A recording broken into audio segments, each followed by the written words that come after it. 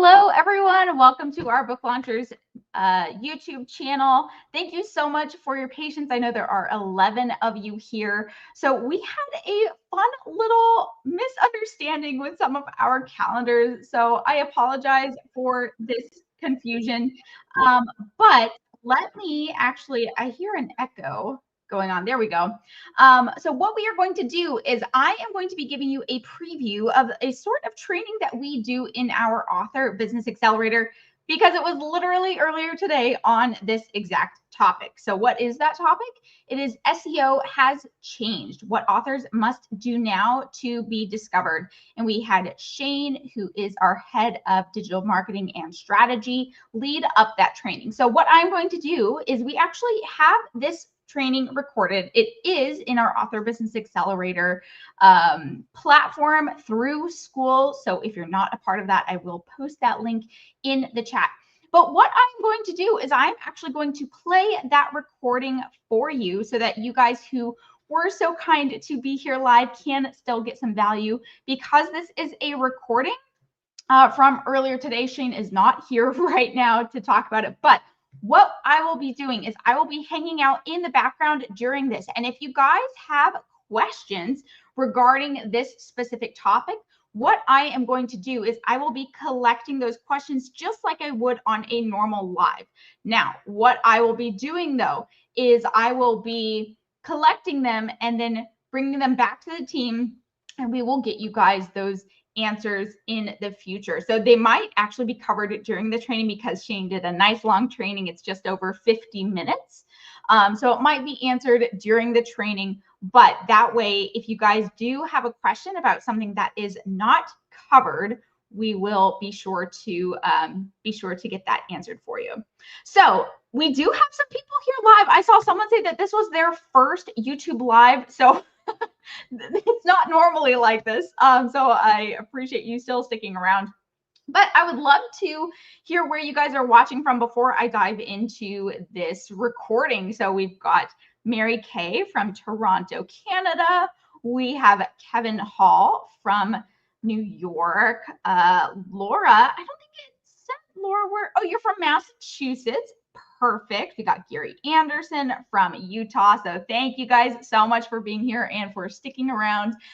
Even though we had some technical difficulties, you guys are our true YouTube besties. So you know what? I think that there should be an extra special prize for those who are here and who have said hello. So before I dive into this recording, I am going to have the random name picker choose a winner. So please take a moment to say hello in the chat right now. If you're watching live, we've got 13 people here live. Let me know. You can just say hello if you want to say where you're watching from. I would love to hear. But that way, your name could be entered to win. And what we are going to do is I am needing to order some new Book Launcher swag. So some of the swag that I have left is I do have if you're not familiar with our author launch kit, that is our marketing software, I do have a mug for our author launch kit. And so that is what the prize will be, unless you are outside of the US. If you are outside the US, then we will have to figure out a different prize for you. So we'll have to communicate via email to figure that out. And perfect. I'm seeing more comments come in. Hello, Tanyette. I hope that's how you pronounce your name, from Texas. Natasha from Pennsylvania. Prince, hello to you. Master Kai. Perfect. Oh, from Ghana, West Africa. Very cool. Okay, well, let me get this giveaway tool pulled up. And you know what? If this is your first YouTube Live, which Laura, I know you said it was, I didn't officially introduce myself because I'm on all of these and I assume you guys know who I am. I am Angela, the head of operations here at Book Launchers. I do usually hide behind the scenes with things, but I am the keeper of all of our YouTube, or I should say Book Launchers swag. So I deliver all of the prizes that our winners get.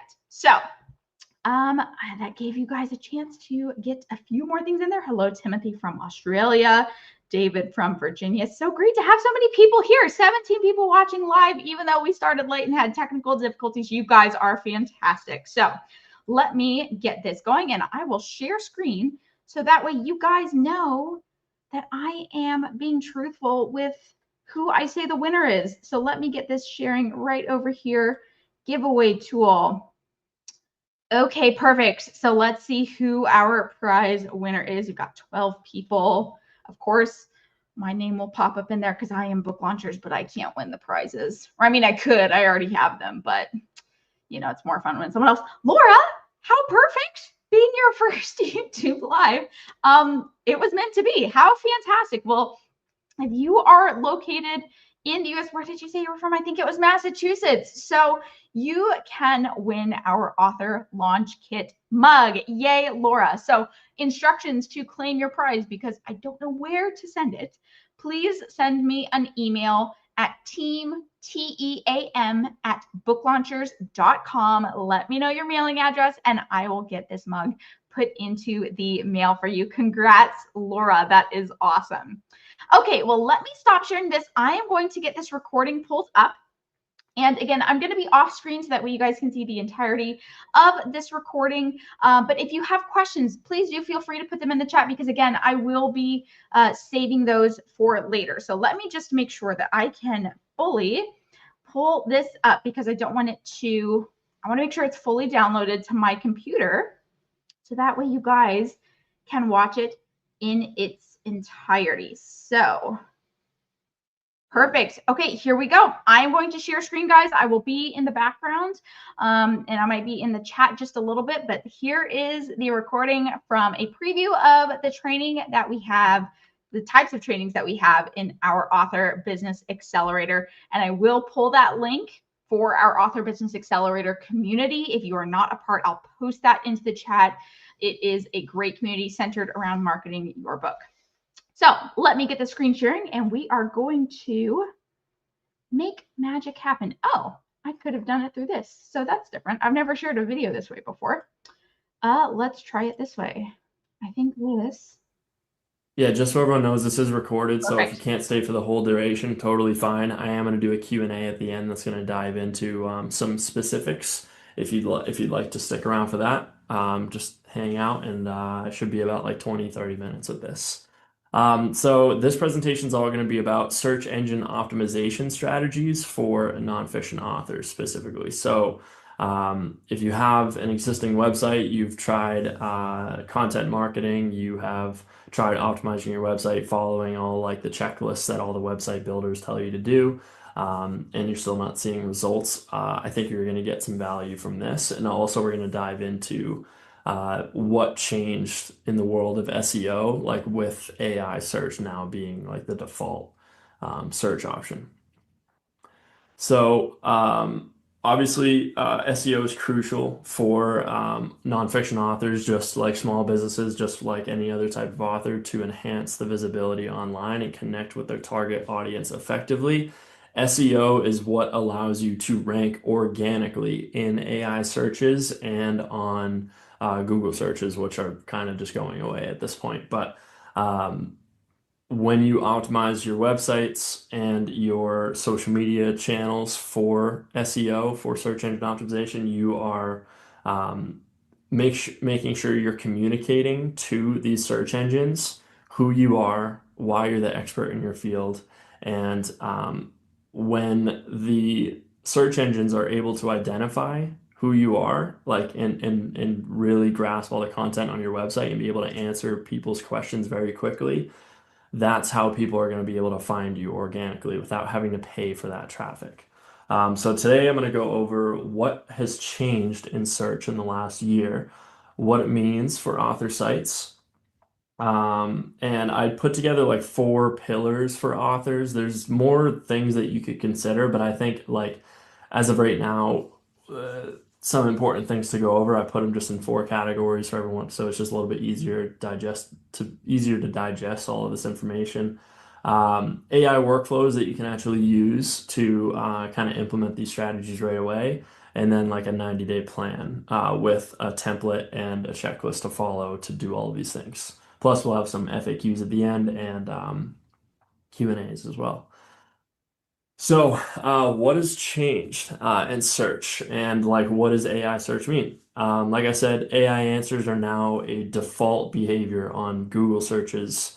Like whenever you actually go to search anything, usually the first thing that pops up, as long as there's information out there on the subject, is that AI overview at the top on Google. And now a lot of people are just using ChatGPT to answer their questions. They're using Perplexity, they're using Gemini AI, they're using Grok, they're using Claude to get the answers to their questions because now instead of like looking through a Google search results page with a bunch of different options to click and read on, now the AI overview gives you a specific answer to your question. So it's just more valuable to the user. And now as a business owner or as an author, you are now trying to um, appear on those AI recommended searches. Another thing that Google did is they cracked down on the quality of the content that is going out there. Um, they have spam policies that are targeting scaled AI content, meaning if you're just pumping out AI generated content onto your website without any sort of human interaction with it at all, you can actually be targeted as spam. They're monitoring things like that, which is important to know. And also like site reputation abuse. So if you are just, pulling information off a popular site or pulling information off a best-selling author's website and just repurposing it for your own, they would mark that as spam. If you're just using AI to rewrite that content, they're going to mark that as spam. So they're cracking down on the quality of this information. So it's not about quantity, it's more about quality when it comes to posting content on your websites and your social media. Um, as far as page experience, these acronyms. I wouldn't worry too much about them, but how it's basically what this means is the speed of your website. Your website needs to be fast. A good, easy way to check to see if your website is fast and if it's like hitting all the thresholds, the largest contentful paint. Like largest contentful paint means like that first image that shows up whenever your website loads. So you want that to load in under, 2 seconds, probably maximum. And especially it's got to be fast on mobile devices too. So you can just Google page speed insights and type in your URL. It'll run a speed test and it'll tell you what needs to be fixed. You can either implement the changes yourself or hire a web developer on like Fiverr or Upwork to change all of those things for you. Um, okay, so that's kind of what's changed. So just to summarize, they're cracking down on the content being generated. It's not just about quantity, it's about quality content that's very rich and answers people's questions specifically. And then just make sure your website is fast. And yeah, just know that most websites now are just ranking in AI searches rather than actual Google searches. And what this means for authors is that you can expect more zero-click answers on generic queries. What that means is people aren't clicking on things anymore. They're just reading the AI overview and then going about their day. If they want to dive deeper into a subject, they will click on it, but expect that you're going to get more of these zero-click answers. So if you provide lots of answers on your website, if you provide lots of rich content on your website, you rank more in these AI searches, which gives you more opportunities to actually rank organically. Your site this is probably the most important part, especially if you're just like building the foundations of your platform, or if you're looking to organize your content, your existing content, is that your site must prove who you are. And, it's called an entity. That's like the search engines need to be able to crawl your site and understand who you are, what you're about, what problem you solve, how they can connect you with people asking questions online. So you need to use the EEAT signal. So experience, expertise, authoritativeness, and trustworthiness. So you need to showcase all of these things on your website, what your experience is, what you're an expert in, your authoritativeness, how uh, why you're the person to go to, and trustworthiness, like why are people able to trust you. So if you're able to articulate all of those things on your site, you have better chances of ranking on these AI searches. And then structured data and fast UX. Basically, UX is user experience. So make sure your website is structured. I'll show you that in just a second, what structured data is. And then make sure that your user experience is smooth, cohesive, and just easy to navigate around. And that will allow the AI summaries to be able to read your website fast because when you look up something on any AI or any Google nowadays, they give you an answer in a few seconds. So those bots need to be able to crawl your website quickly. So it's great to follow Google's like structured data rules. This is kind of like a technical aspect, this is just, but it's worth covering because this is how Google is reading websites. This is how AI is reading websites. They are looking for structured data, which is things like frequently asked questions. You see that they appear in this like accordion style thing. Everybody's seen it in the Google search results, and it keeps expanding and expanding, expanding as you open.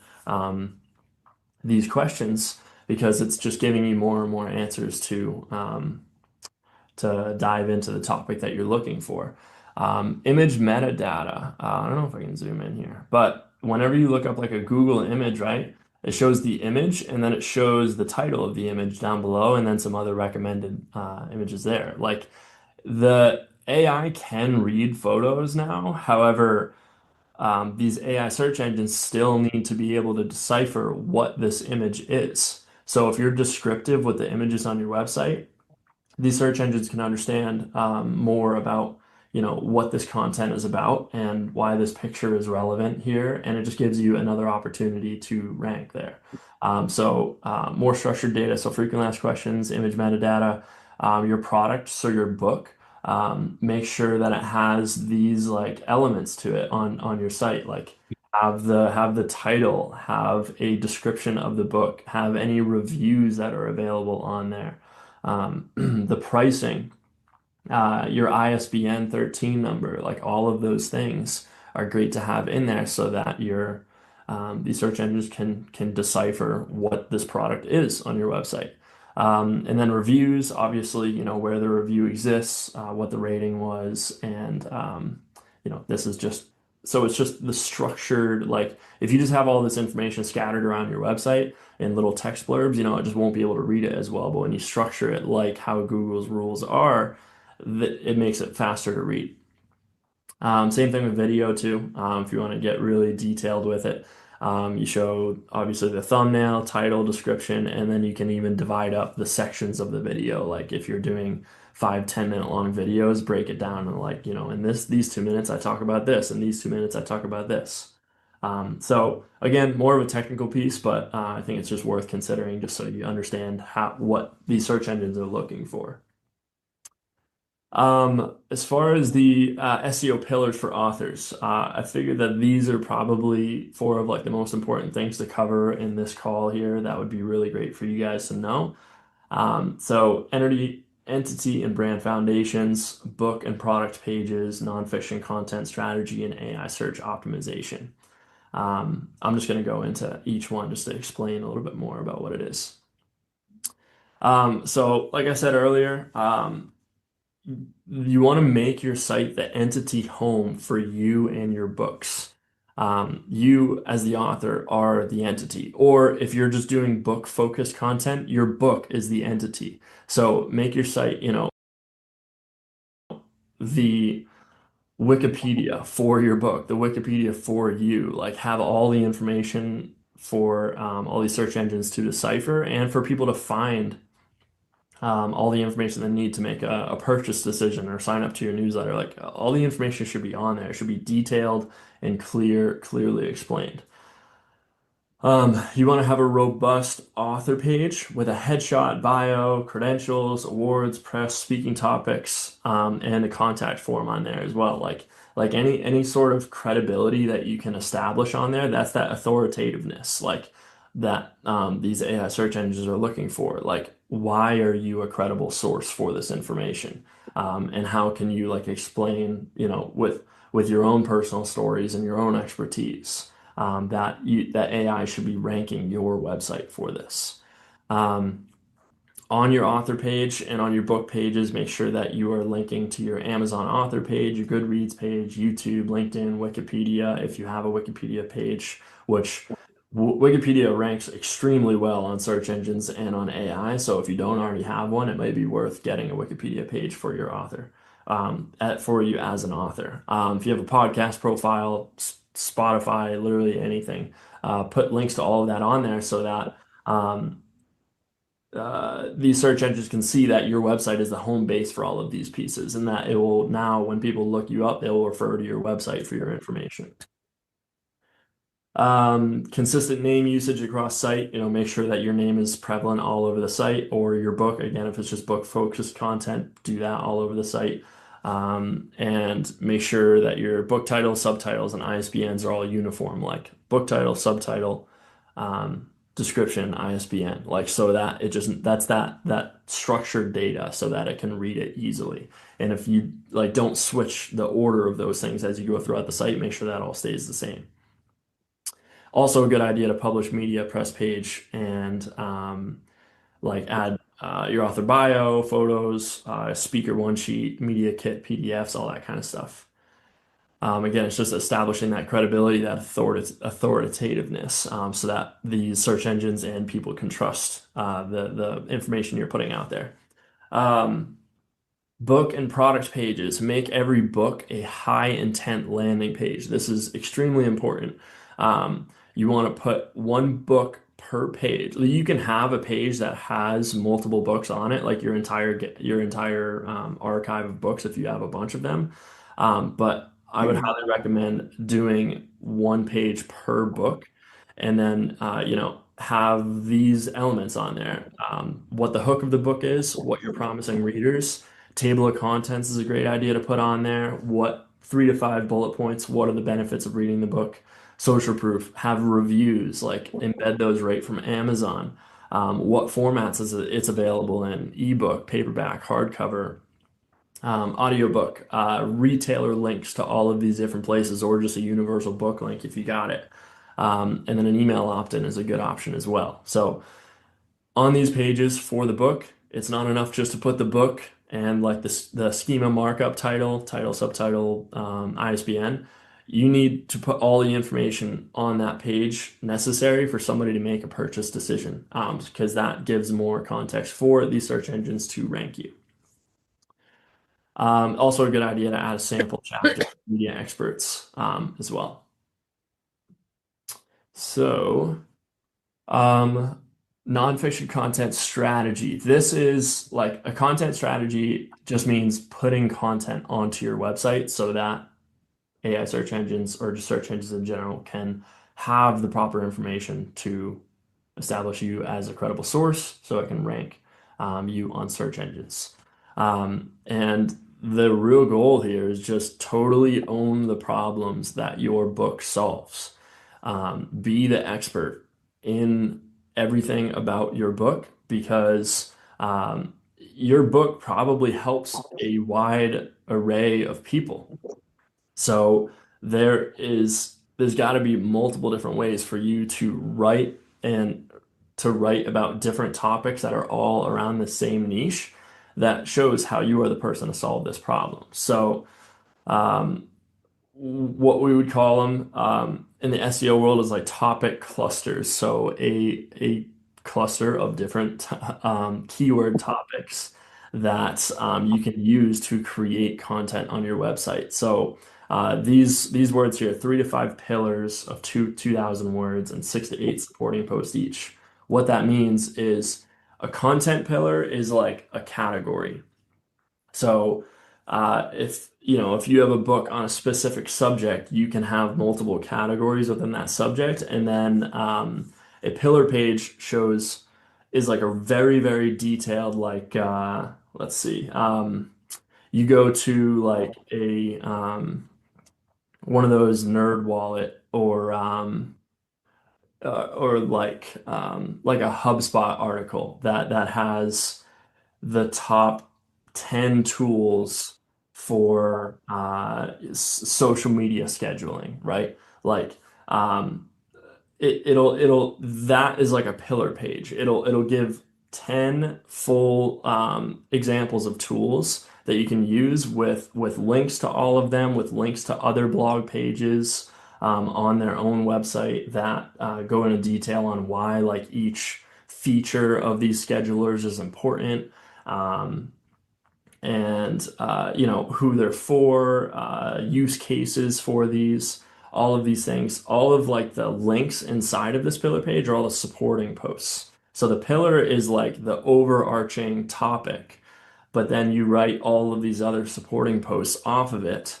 And then it's like this structured kind of pyramid. Like it starts at the top with this one topic and then it branches out. So it gives all this supporting information, but it all leads back to the source of like what this person's answer might have been. So it allows searchers to dive deeper into the subject, but now it's allowing AI to dive deeper into the subject because you have all that information. That was kind of a lot. I hope that was easy to understand. I'm happy to answer questions about it a little after, but basically you need supporting context to explain that you are the person to solve the problem that your book is about. It's great to have the answer to any question. Like anytime you add content to your website, anytime you add a blog post, answer it in the first 2 to 4 sentences of the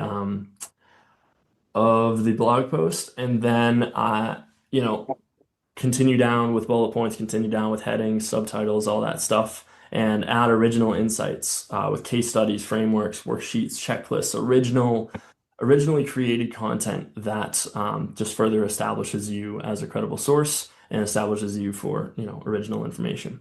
Add many frequently asked questions in the article as well. Publish firsthand experience to align with perspectives and hidden gems, all that kind of stuff. So again, it's not quantity, it's quality.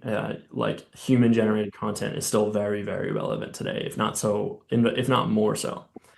Um, and the last pillar is be cited and summarized by AI and win the click anyway. So you want to be in those AI summaries, and you want to also encourage people to click on the little link, the little source link, or scroll down and actually find your website on there. And to do that, you'll have clear answer sections on your websites, scannable headings, schema, outbound citations to authoritative sources. Basically, what that means is that you have just very organized content on your website, and it's not just jumbled in there. And you provide, like, whenever you quote a statistic, whenever you um, reference a quote or reference a book, link out to those resources that where you found that information, because that just establishes you as credible, because you're, it's like, here's where I found that information, and this is like I'm deciphering that information into my post here or my website. Add too long didn't read summaries and step-by-step blocks, including evidence. So TLDR, too long didn't read, just like a summary at the top.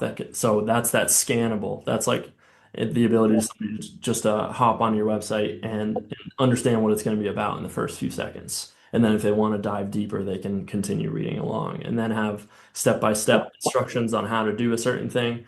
And include evidence, data, images, quotes, like again, that original content piece. And yeah, avoid scaled AI spam. Edit, like whenever you have a blog, write AI. Whenever you have an AI write a blog for you, make sure you edit that pretty heavily and like add little human elements in there, add personal experiences. Uh, and that's really what's going to help you rank on there. Okay. So, the actual AI workflows to implement these things, I actually have like suggested prompts at the end that you can ask AI to do these things for you. But you want to generate a keyword cluster. So before AI happened, the way that we ranked on search engines was ranking for keywords. You found a specific keyword that people would search for, and then you built your content around that. It's kind of similar, but now it's about getting clusters of keywords and ranking for many keywords now, because there's just more and more information out there than ever, and you want to be able to hit these topics from many different angles because people are asking very specific questions, and now AI is able to summarize, a lot of information at once and give that person a very personalized answer. So if your website, answers all these different angles, then you can actually rank organically for these things. And again, briefs to drafts. Use AI to assemble the outlines of your blogs. Use it to write a blog, but just make sure you add the human element in there. Add frequently asked questions that you typically get about a subject. Add your own personal stories, your own data, your own screenshots, that kind of thing. Um, Also, quick tip too, like after you write a blog post, you can just post it in AI and say, analyze this and see if there's any external links I can link to, any resources that I can provide here for source information. And then also include links inside of your own website too. Internal links is a link from your website just to another page on your website. External links is from your website to a different site. SEO is like you want to optimize for both of those things. You Hmm. don't want to just have a page on your website or a blog on your website to be a dead end. You don't want to have people get there and then have nowhere to go afterwards. You want to continue um, providing them opportunities to go and navigate around. For local SEO, like if you're just trying to rank locally, in your town, in your state, in your county, or if you're optimizing for speaking as well, you would want to create a speaking page and include what you talk about. Um, what are the topics that you go over? What's the name of some of your presentations? Do you have like a detailed like bullet points of things that you go over in those talks? What are you promising audience members that they're going to get out of this talk? And like, what is the outcome of it? What do you have a speaker reel? Do you have any testimonials that you can show in there? Um, It'd be great to, like, if you've had post events, include where that event was, what time it was, what the date was, what the venue, who the organizer was with, add a ticket URL, like all of these things, like all the information that you can put on there just gives more information for these search engines to rank you for. And if you teach locally, regionally, you can consider a Google Business Profile, like an author, speaker, or coach. So Google can actually rank you as like one of those Google Business things that has reviews, that has pictures, that has a phone number, email, website, all that stuff. That'd be a good idea if you're trying to rank locally in your area. Um, and then for email growth, this is, I've given multiple presentations on lead magnets and email marketing. Every high traffic page, so your homepage, blogs that get a lot of traffic, um, your book page probably is have like a primary call to action, like a lead magnet or a freebie, a free download. You can put a sample chapter on there. Oh, I have lead magnet on there twice. Great. But yes, make sure that these high traffic pages have an action to take on there so that like, okay, I have 1,000 people that are going there. I'm getting 2 to 3 email subscribers. So, it's just a numbers game at that point. It's like, okay, we got to keep driving people there. Um, it's a good idea to capture intent in your book sessions and FAQ blocks, measure newsletter signups to sort of add carts. SEO should feel like your email list. And then, yeah. So search engine optimization, it should feed into your email list. So organically, it should feed into your email list. And then from your email list, that's where you make the sale because now those people have established you as the authority and trust you already to be on your email list. So then it's at that point you reach out and say, hey, my book is available and you can buy it here. Okay, so if you were to take the next 3 months and implement all of these things, I would start out with the technical piece. Lay the foundation first. Run a Google Page Speed Insights test. You can just Google Page Speeds Insights, and type in your URL, and it'll tell you how fast your website loads on desktop and mobile. It'll tell you how long things take to load, where your problems are, any issues that are on your website, and it'll give you like little quick wins to actually implement. And if you're unsure of how to implement some of these things, ask ChatGPT, ask Google, or you can actually just go and hire somebody on Fiverr to just, you can send them the screenshot of the actual page speed insights analysis, and then they'll go and implement all those things for you. You can usually hire somebody for like $50, maybe $100 to speed up your website and fix all those technical issues. Um, then I would work on building your author page, create book pages, add product book schema in there, all of your book pages, plan your keyword clusters, plan all of the different angles that you're going to be writing content around. Write two pillars, so two main top of the pyramid type content pieces, and then write a few blog articles underneath to get started there. Um, and then the last few weeks is to publish the remaining pillars. If you forgot what I said earlier, it was like four pillars. So four pillars total. So write the other two, the two top of the pyramid content pieces, and then add videos to these, add events to your site, add internal links to all of these individual pages. Make sure that all of these blog pages link to each other, and just keep people navigating around your site. And things that you're going to track for success, like during all of these things, is how many organic sessions are you getting? Are they increasing? Are you getting more traffic to your website over time? And are you getting more newsletter signups from this? And is that ultimately resulting in more book sales? So those are three ways you can track success with these metrics. Even just more visits to your website show that you are getting ranked in these AI recommended searches, and what you're doing, the effort that you're putting into is working. For like a blog post, this is an example of a layout template here. And by the way, I'm gonna put the download to this PDF into the school community so anybody can just download this afterwards. Um, Starting at the very top with H1, heading one, describe the problem that you're solving and the outcome that your reader wants. Very clearly, in one sentence, it should tell what this blog post is going to be about. Then have the answer box in 2 to 4 sentences, direct, plain English solution. Like anybody can just read that answer box and not have to continue on.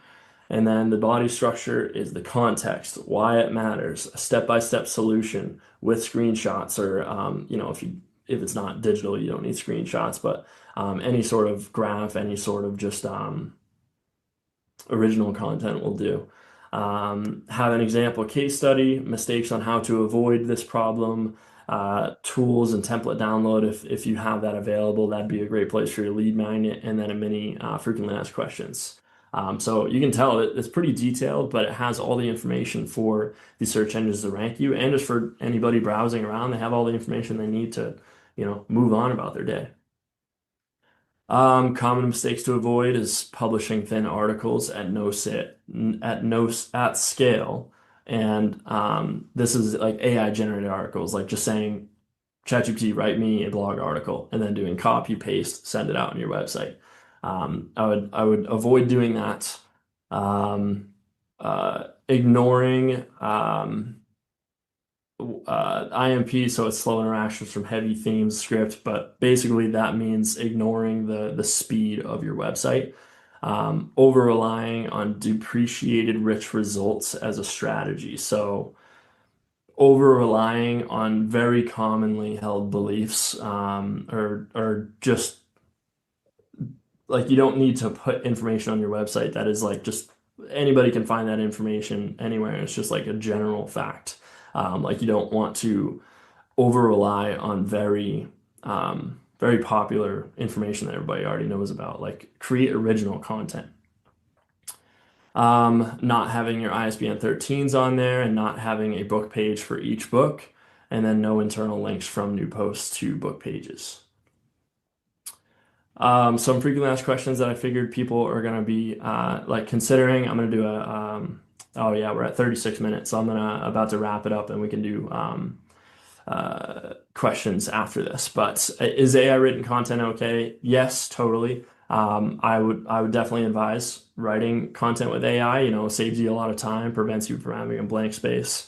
And then, but just make sure you edit it, add original content, and just make it very content rich. How many blogs a month should you shoot for? 2 to 4 per month would be like a really strong way to expand the content on your website, and then you can scale that over time. You know, that's a lot over the course of a few months, over the course of a year. And if you only sell on Amazon, you know, your site should still, or like you only sell on another miscellaneous site, um, your site should still own that narrative. Your site should clearly sell who you are, what your book is about, and you know that all of these principles that I just kind of talked about all still apply. And when will you see results from these things? Typically 36 months for steady growth. I've seen it faster, but yeah, it usually takes some time for these things to implement. But yeah, it does take time for these things. Oh, prompt ideas. We don't have to go through all of these actually, but I'll send this into the school community so that you have it. But these are things that you can actually copy and paste into AI to kind of implement a lot of the things that I talked about today. And that is all. So, thanks everybody for hanging in there. I know that was really like content heavy, but Oh, I muted. Hello, everyone. Thank you so much for sticking with us for this recording. This is a preview of what we will do in our Author Business Accelerator community, which if you're not a part of it, I would highly recommend it. I did post the link for it in the chat, but I can post it again just in case you joined a little bit later. I will grab that for you. And if you haven't seen, we have Shane joining us. He is our head of digital strategy. So he is actually here to answer some of the questions that have come in live in the chat. So hopefully you guys are still here or you catch it on the replay because Shane is very clearly an expert in this. So Shane, anything that you wanted to say before we dive into questions? yeah, sorry I'm late, everybody. But that was a lot of information. I went over some technical pieces that I mean, I covered so much stuff there, and it's clear that AI kind of has changed the game with SEO. A lot of things are still similar, but now these AI search engines have different filtering tools, have different spam filters, and are now looking for a specific type of structured content on your website. So I didn't want to offer a bunch of additional advice and dive into all the details of the content you should be creating and all the work that you should be putting in without having to address the technical aspects in the very beginning. Because if your website isn't set up to be optimized for search engines, then you're going to do all that extra work and you're not actually going to yield the benefits of it. So you want to make sure that your website is properly set up for those types of things. So that's why I kind of dove into all of those details. But I tried to do like an overview of everything. If anybody has more specific questions about their website or just specific questions about how to optimize their own sites, where they should get started, all of those things, drop your questions in the chat. I'm happy to hang around and answer all of those. Trying to help everybody get started here. So it is a fast changing world we're living in, and these are probably going to change and fluctuate in the future, all of these SEO rules, but really the foundational pieces of SEO still apply. So if you've been putting a lot of work into your website, a lot of into your content, all of that stuff is still going to apply. It's just now you're going to have to change your strategy just a little bit with your new stuff. And if you have the time, if you have the resources to do so, you can go ahead and update some of your older messaging and content as well to cater to these new search engines that everyone's using now. Yeah, absolutely. Having that foundational knowledge is going to be key because other things might change, but that foundational knowledge will still be useful for you in the future. Okay, well, I've only got 3 questions started so far, so unless others come in, this might be a quick Q&A session, but I'll post this first one from Laura, which she asks, how do you get a Wikipedia page? I didn't realize that you can get it for yourself or your business. I actually have never set one up myself. However, it's just something that we started paying attention to because these AI tools are recommending Wikipedia pages pretty often. So if you're looking to build a brand around you as an author, it'd be a great idea to create one for yourself here. And I mean, just quickly looking it up here, it says you have to establish the subject's notability by proving it has received significant coverage in reliable third-party sources, and then create a Wikipedia account to access the articles for creation process.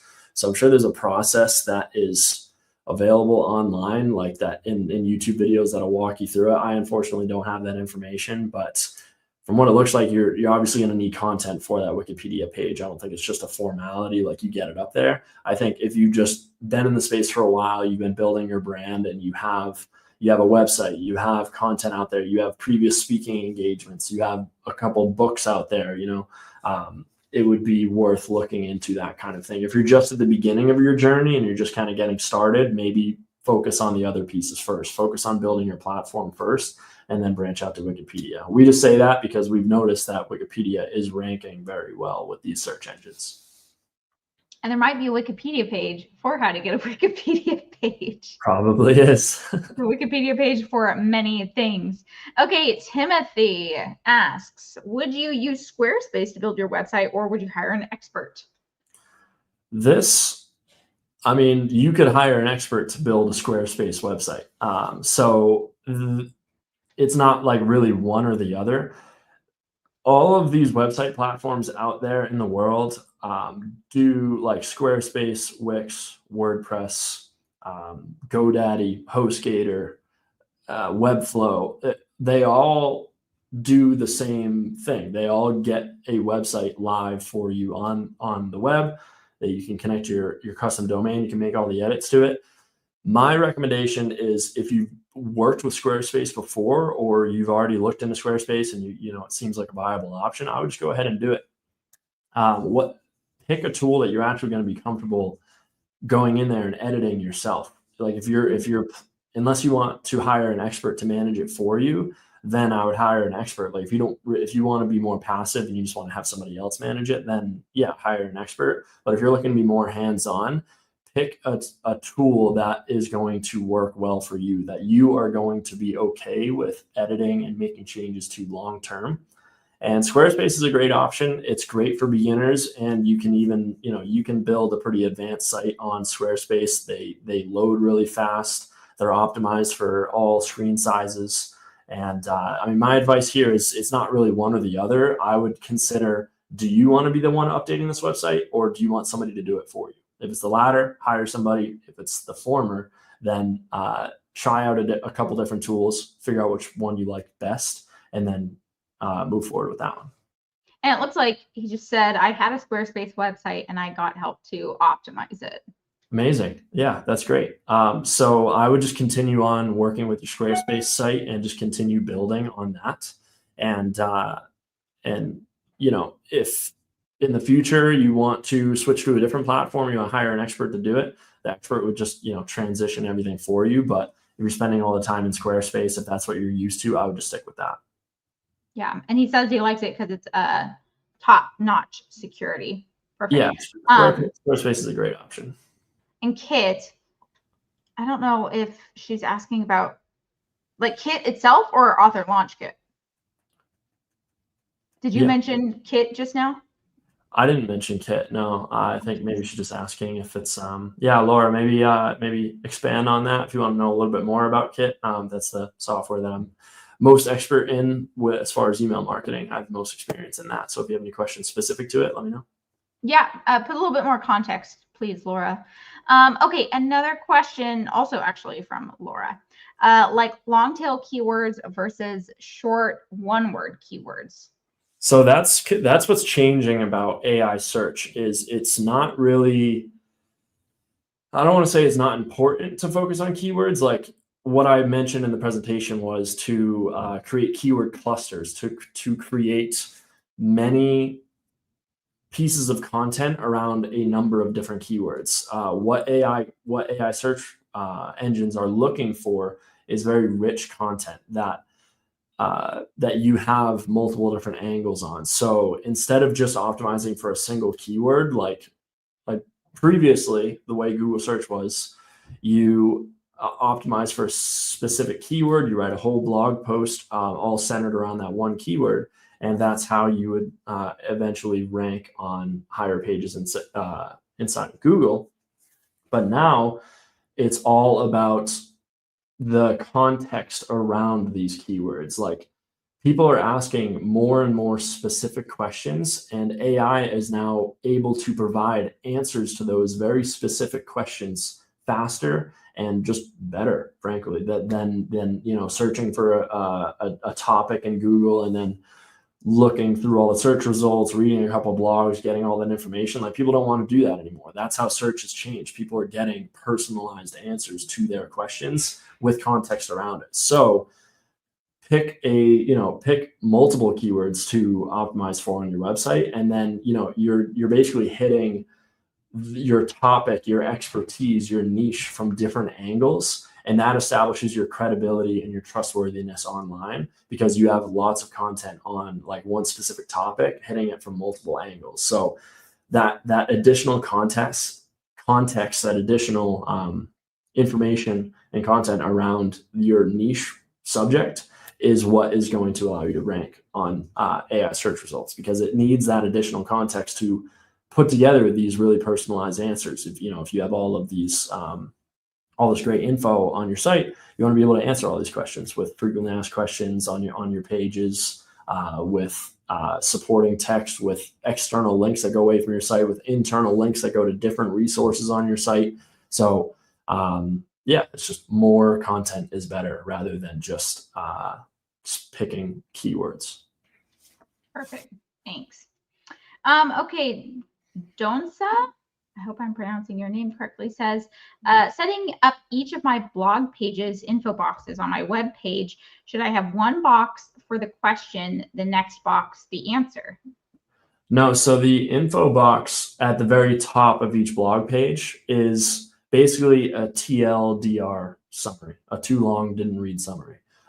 So what you're doing is you're writing an entire blog post with personal experience and examples and case studies, all that kind of stuff. But at the very, very top, you have the title, you have the meta description, all that stuff, the image maybe, and then like an answer box, all in one box with what that article is in a nutshell. How can somebody just get what this article is trying to say in just a couple sentences? That's what that answer box is at the top. And that helps AI find an answer a lot faster for you. And then if anybody wants to dive deeper into that subject, they can click on the source provided in ChatGPT or Perplexity or Gemini, any of the other tools, and then actually navigate to your site and learn more from there.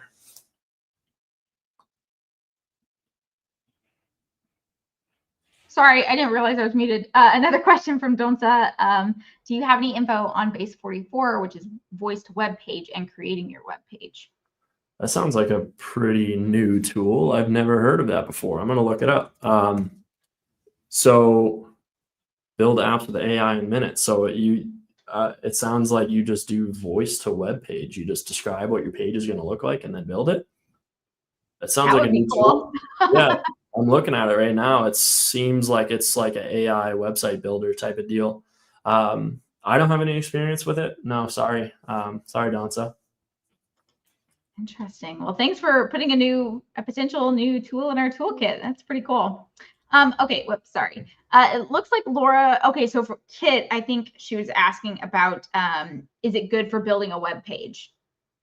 Yeah, you can build a web page on Kit really easily, actually. They just call them landing pages because it's just one page. You can't actually build like a multi-site website.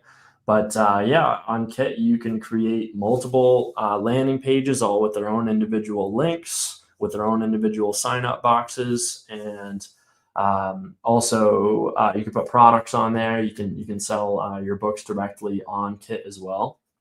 The only limitation is that you have to work within their templates, unless you like know how to code and you can manipulate everything in there.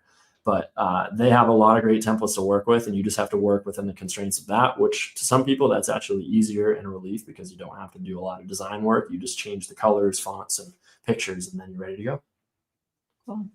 Okay, and then I think the last question to come in, so we'll wrap up in just a minute, was about I think the keywords. So she sent a follow-up question of, I am quite new, so not like a niche down type topic, but more of an umbrella topic instead.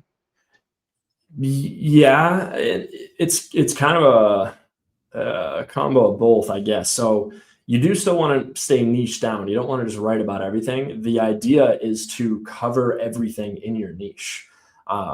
Brainstorm lots of different ways that somebody could possibly ask questions about your niche, and you can use ChatGPT to help you with this. You can, go to ChatGPT and say, I am writing blogs about this niche. Here's my ideal readers.